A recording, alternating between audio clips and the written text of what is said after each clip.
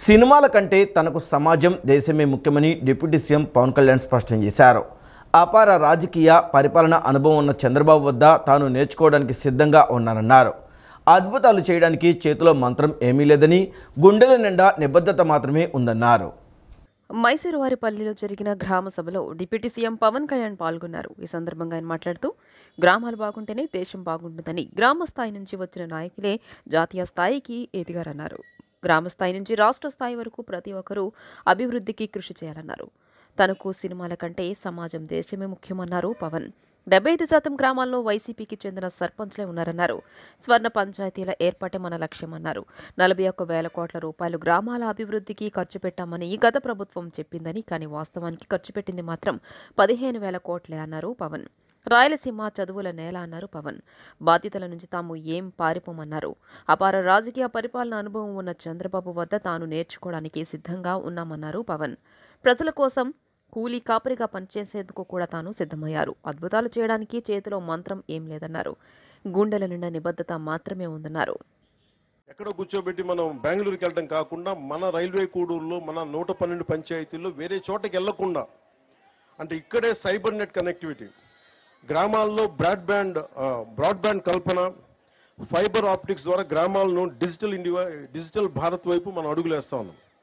ఇది విద్యార్థులకి నైపుణ్యానికి భాష అడ్డంకి కాకూడదు. నాకు ఇంగ్లీష్ తెలియకపోతే మనం ఏం చేయలేమని కాకుండా 2.7 లక్షల గ్రామాల తమ ప్రాంతీయ భాషలో సాఫ్ట్వేర్ ఉపయోగించుకునే అవకాశం స్వాతంత్ర దినోత్సవం రోజున ప్రధానమంత్రి శ్రీ నరేంద్ర మోదీ గారు కల్పించారు. దీనిని మన రాష్ట్రంలో కూడా అనేక పంచాయతీలు లబ్ధి పొందే అవకాశం ఉంది. కూటమి ప్రభుత్వంగా ఎన్నికల సమయంలో చెప్పిన పంచాయతీరాజ్ డిక్లరేషన్ ని సంపూర్ణంగా అమలు పరుస్తాం. అచ్యుతాపురం ఘటనలో ప్రభుత్వం నిర్లక్ష్యంగా వ్యవహరించిందని మాజీ ముఖ్యమంత్రి వైఎస్ జగన్ మండిపడ్డారు. జగన్ హయాంలో ఎక్కువ ప్రమాదాలు జరిగాయంటూ ఘటనను డైవర్ట్ చేసేలా చంద్రబాబు మాట్లాడారని విమర్శించారు. సెజ్ బాధితులకు త్వరగా పరిహారం ఇవ్వాలని జగన్ డిమాండ్ చేశారు.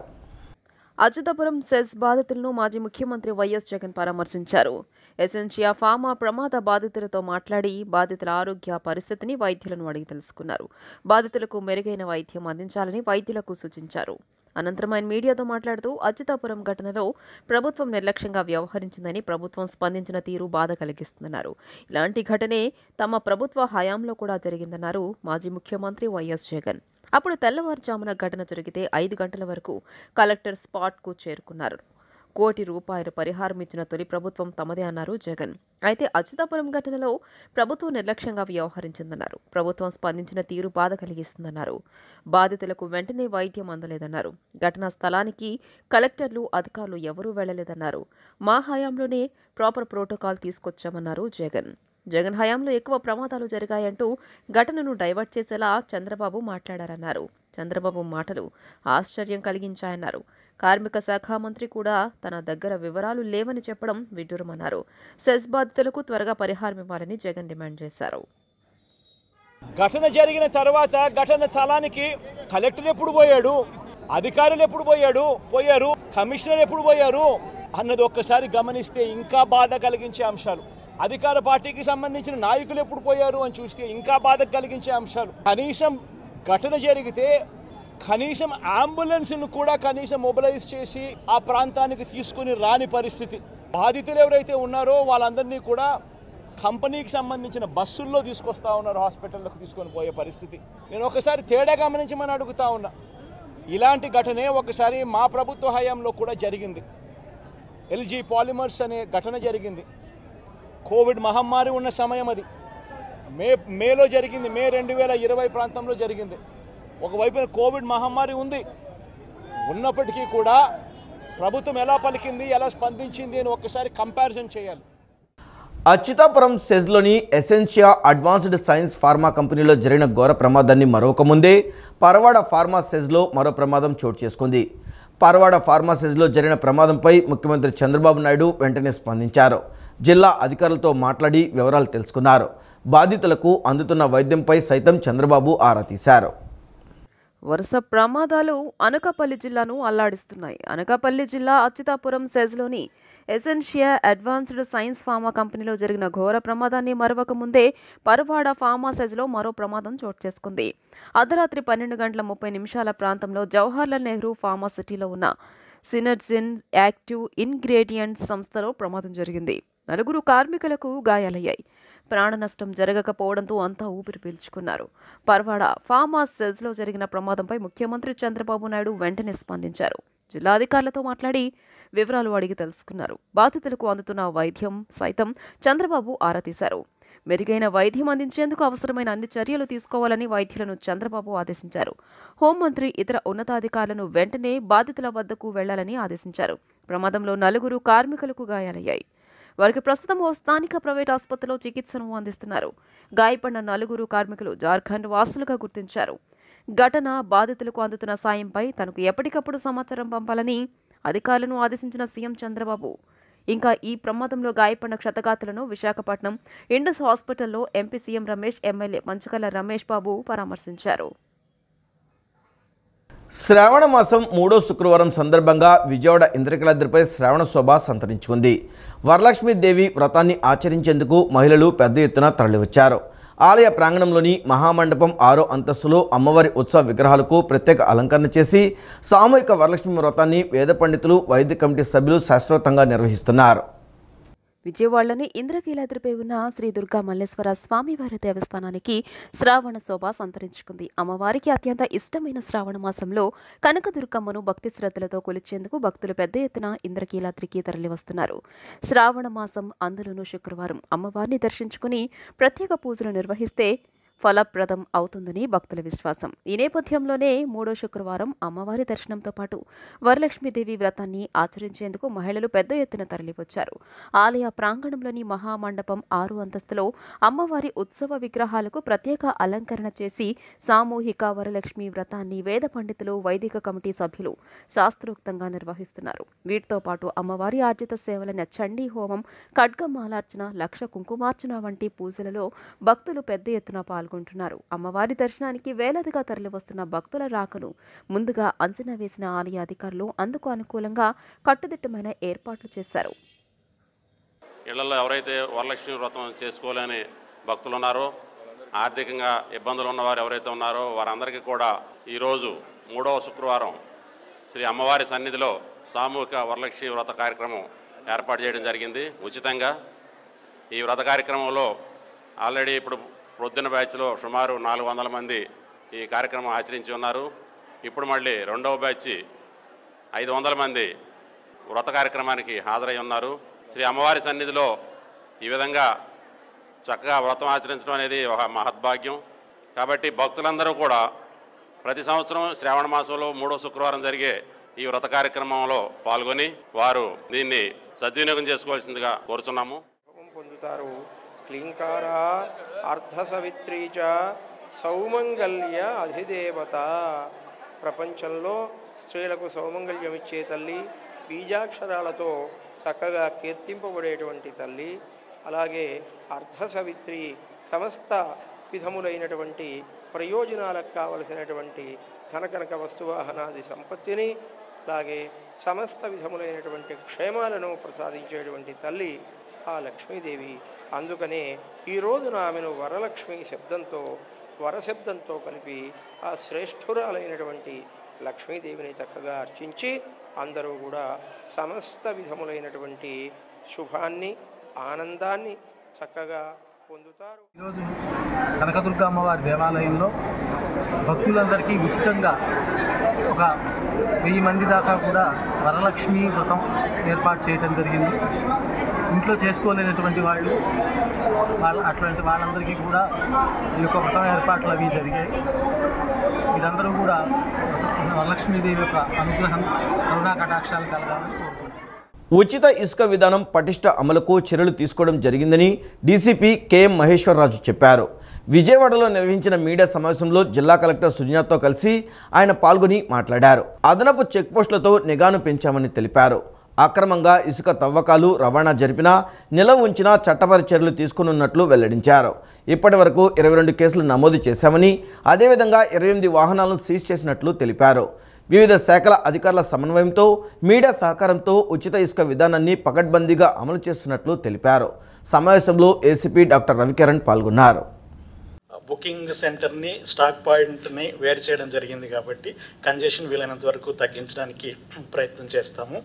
అలాగే అక్కడ ఒక వీలైనంత వరకు చెక్ పోస్టులు కూడా ఏర్పాటు చేసి స్మూత్గా రన్ అయ్యేటట్టుగా పబ్లిక్కి కన్వీనియన్స్ కోసమే మేము ఏది చేసినా కూడా పబ్లిక్ కన్వీనియన్స్ కోసమే.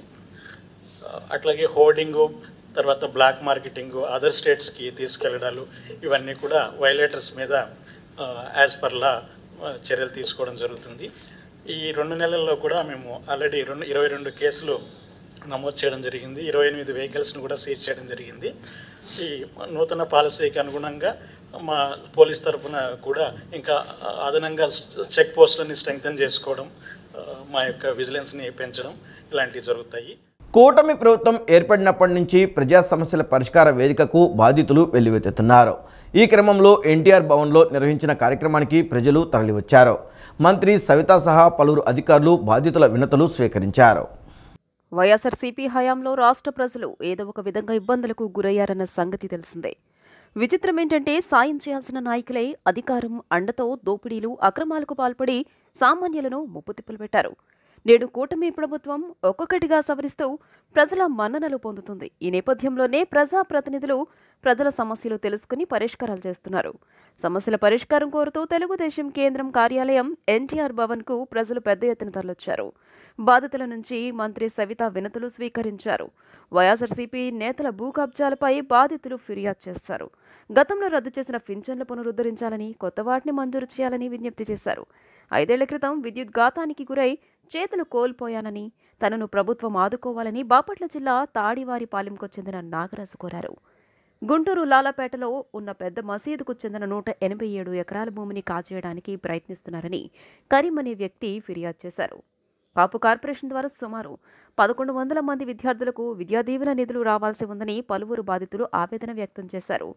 ఉపాధి హామీ పథకం, సోషల్ ఆడిట్ విభాగంలో డీఆర్పీలుగా పనిచేస్తున్న తమను వైఎస్ఆర్సీపీ ఎమ్మెల్సీ అరుణ్ కుమార్ బంధువు అప్పటి డైరెక్టర్ జగదీష్ అన్యాయంగా తొలగించారని, తిరిగి తమను విధుల్లోకి తీసుకోవాలని పలువురు బాధితులు కోరారు. సీసీ రహదారుల బిల్లులు నేటికి మంజూరు కాలేదని కాంట్రాక్టర్లు వినతిపత్రం అందజేశారు. ఎన్నికల్లో ఘోర ఓటమి తర్వాత వైఎస్ఆర్సీపీ అధ్యక్షుడు జగన్ పార్టీలో పలు మార్పులు చేస్తూ వస్తున్నారు. ఇప్పటికే కొన్ని జిల్లాల సమన్వయకర్తలను, నియోజకవర్గ బాధ్యతలను మార్చారు. తాజాగా కుటుంబ గొడవల నేపథ్యంలో ఎమ్మెల్సీ దువ్వాడ శ్రీనివాస్పై చర్యలు తీసుకున్నారు. దీంతో పాటు మరికొన్ని మార్పులు చేశారు. సార్వత్రిక ఎన్నికల్లో ఘోర పరాజయం తర్వాత వైఎస్ఆర్సీపీలో ఇప్పుడు కొన్ని మార్పులు చేర్పులకు ఆ పార్టీ అధ్యక్షుడు వైఎస్ జగన్మోహన్ రెడ్డి సిద్ధమయ్యారు. గత కొద్ది రోజులుగా కుటుంబ వ్యవహారాలతో రచ్చకెక్కిన ఎమ్మెల్సీ దువ్వాడ శ్రీనివాస్పై వేటు వేశారు. టెక్కలి నియోజకవర్గ పార్టీ బాధ్యుడిగా ఎమ్మెల్సీ దువ్వాడ శ్రీనివాస్ ఉన్నారు.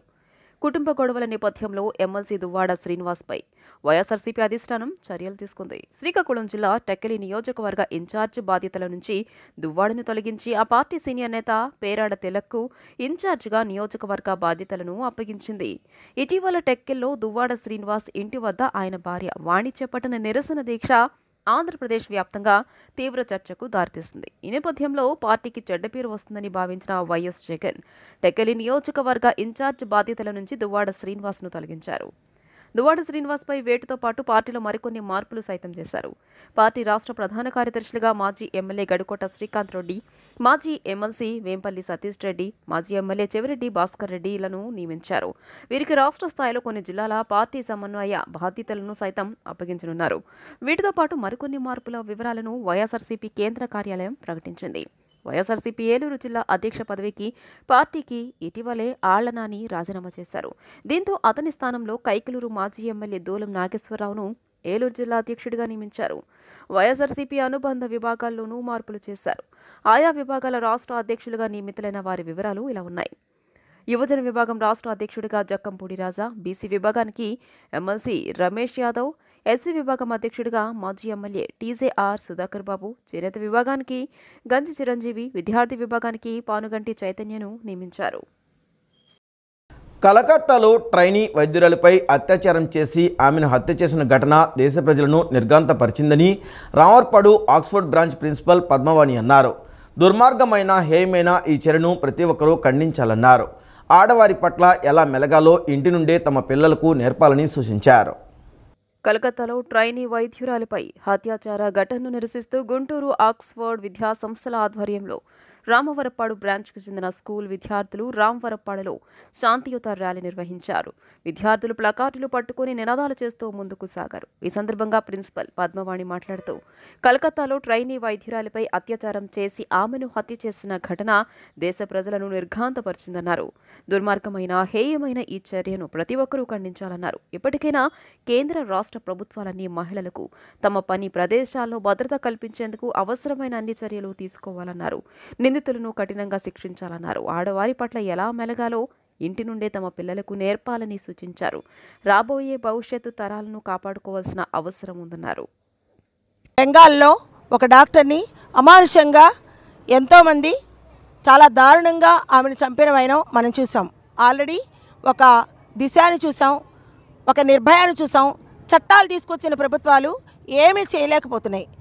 ఈ భవిష్యత్ తరాల వాళ్ళు ఎవరైతే ఉన్నారో వాళ్ళందరికీ అవేర్నెస్ కలిగించడం కోసం ఇవాళ మేము ఈ కార్యక్రమాన్ని చేపట్టడం జరిగింది. ఎక్కడో భారతదేశంలో జరిగిన మహిళా సంఘటనే కావచ్చు, కానీ ఇక్కడున్న మహిళలందరూ సంఘీభావాన్ని తెలుపుతూ ఇలాంటి సంఘటనలు మళ్ళీ జరగకుండా ఉండటం కోసం మేము ఈరోజు ఈ వినూత్న ప్రయత్నాన్ని తీసుకొచ్చాం. 3 రోజుల క్రితం జేసీ వర్గీయులు తమ ఇంటిపై దాడి చేసి బీభత్సం సృష్టించారని వైసీపీ నేత కందిగొప్పుల మురళి ఆరోపించారు. మాజీ ఎమ్మెల్యే కేతిరెడ్డి పెద్దారెడ్డి కాల్ చేస్తే ఆయన ఇంటికి వెళ్లేందుకు ప్రయత్నించారని, అప్పుడు తనపై జేసీ వర్గీయులు దాడికి దిగారని అన్నారు.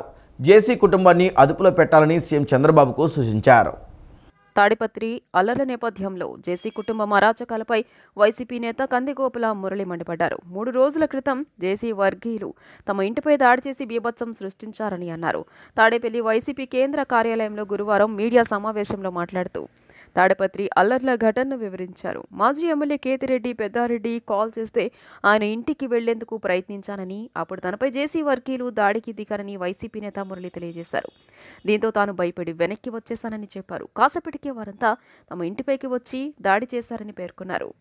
100 మంది మారణాయుధాలతో తమ ఇంటిపైకి వచ్చి దాడి చేశారని తెలియజేశారు. ఇనుప తలుపులను కిటికీలను పగలగొట్టి మరీ ఇంటి లోపలికి వచ్చారని తెలిపారు. టీడీపీ నేతల అరాచకంపై ఫోన్ చేసినా పోలీసులు రాలేదని చెప్పారు. పదే ఫోన్ చేస్తే 45 నిమిషాల తర్వాత వచ్చారని చెప్పారు.